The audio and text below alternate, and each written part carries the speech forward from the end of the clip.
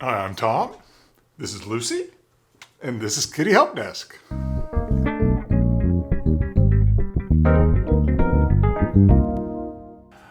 So today I wanted to answer another one of those questions that I get from time to time from viewers and from pretty frequently from children, but from adults too, because this kind of behavior can sometimes seem to come out of the blue, and it genuinely doesn't come out of the blue. It is triggered by particular things, and it's important to kind of know what those triggers can be. So the question is, why does my cat jump out and attack me all of a sudden? Or why does my cat randomly attack me or bite me?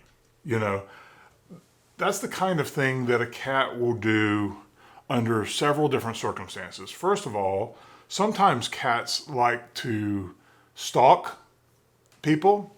We generally want them to stalk toys and things that we encourage them to stalk, but if we don't provide them with enough play opportunities, they will stalk us sometimes because that's just fun, because cats, you got to consider, like a cat, especially an indoor only cat, really only has so much stimulation in their lives. They don't have a lot of things to play with. The world inside our homes isn't sort of in this state of constant change, or at least in most cases it's not. So, cats have to sort of find things to do, and a cat is really going to find something to do when they get bored. They're not, for the most part, going to just sort of sit back and be like, well, I guess I'm just bored and I have nothing to do. No, they're going to make something to do. So they're going to stalk anything that moves, and that includes you. Now, you can discourage them from doing things that kind of scare you or hurt you. I only laugh because, as a kid, I remember I would spend time, because I was bored, I would hide in my brother's closet, and then he would come home from school, and after he got settled, I would jump out of the closet and scare him, and that was all good fun to me. It's really the exact same situation. But it's not a lot of fun when you're the one being scared or bitten or attacked. So with somebody like Lucy, and Lucy does like to do that sort of thing. She does it, see, look at this. She does it with Mina frequently. And Mina, I don't mind it. It doesn't really scare me or startle me, but it does startle Mina.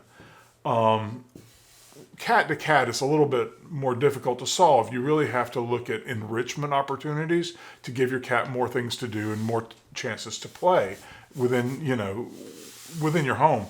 But when you're talking about a cat doing this to you actively, to your hands or to your feet, in a lot of cases, people have inadvertently reinforced that kind of behavior by using your hands as toys. Maybe under a box, you kind of move your hand around like this or under like a bed sheet, cats love to pounce on that. You're basically, when you're doing that though, you're training them. You're training them that this is a toy and this is a toy, and your feet are toys, and whatever else you want to play with them with is a toy.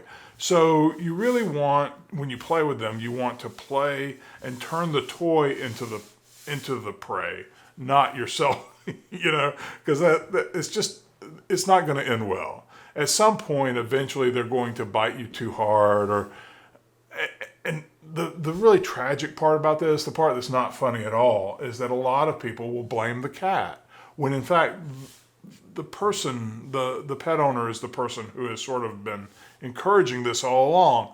They just didn't really fully realize what they were doing. So I fully sympathize with it. But once now that you've seen this, don't do it, and you'll be better off. Now, there's another kind of sort of attack behavior that happens that does often seem like it kind of comes out of nowhere. Absolutely does not come out of nowhere. And that is, if you're petting your cat, petting them, everything's going along well, the cat is purring, everybody's happy, you're happy, everything's good, and then all of a sudden the cat turns and bites you, right? The buildup goes something like this in most cats. If you're petting them, at first they're happy with it and they're purring and they're stimulated, but they can quickly become overstimulated by it because cats really prefer frequent but brief contact. So they like to come by, kind of check in, rub against you, lay against you, move on, come back in a few minutes, do it again, move on, that sort of thing. We as humans, we like extended touch. We like to just really just pet them over and over and just love on them for long periods of time. And they just don't generally like that. There have been a cat or two that will put up with it, but that doesn't always mean that they like it. So it's important to notice the signs when they're starting to get a little bit annoyed by it. And those signs generally begin with a little bit of a tail thrash, where the tip of the tail kind of does this, and then it'll build up. It'll get worse until the tail's kind of moving around like this. And that's really a sign. It's stop petting me. Stop. This is getting me too worked up and it's too much stimulation. If you don't pay attention to that, the next step of that is usually the back ripple, where the cat's back, as you're petting it, will kind of, it's like they're doing this hunchy thing with their back. That's also because you're in contact with them, you're touching the back. They're like, oh, I'm going to make this stop. Like they're going to communicate to you that I'd like you to stop. And they're going to make their back ripple like that as a sign that they're ready for you to stop. If you still don't stop, now they're kind of getting annoyed. And they're like, they've tried to tell you. From their point of view, it's kind of like if you were sitting next to me and you were just poking me with a pencil. And I'm like, stop it, until you finally just blow up because you won't stop. That's really what they're doing. They're just reacting to the fact that you will not listen to reason. And they're just like, they've had enough. So those are the two circumstances usually where cats will jump out or bite at you or attack you. If there are other circumstances that they do that in, there is a situation with cats where sometimes they've missed a developmental hurdle in their lives. This happens frequently with hand-reared kittens that didn't have a mother to feed them, so a person bottle-fed them and tended to their bathroom habits and everything until they were old enough to be weaned and then adopted out. Those humans are extremely kind and are really trying to do some good for this kitten. Unfortunately, that kitten, if it's not in a nest with other cats, with kittens and a mother, they may not learn bite inhibition and scratch inhibition. They may play rough their entire lives because they never learn early in life that playing rough is not acceptable.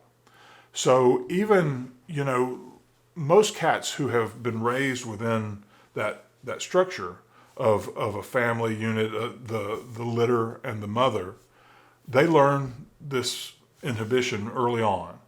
And so when they bite you to get your attention, which some cats will do, it's a gentle bite. It's kind of like called a love bite, where they're just trying to, hey, over here. They just want your attention.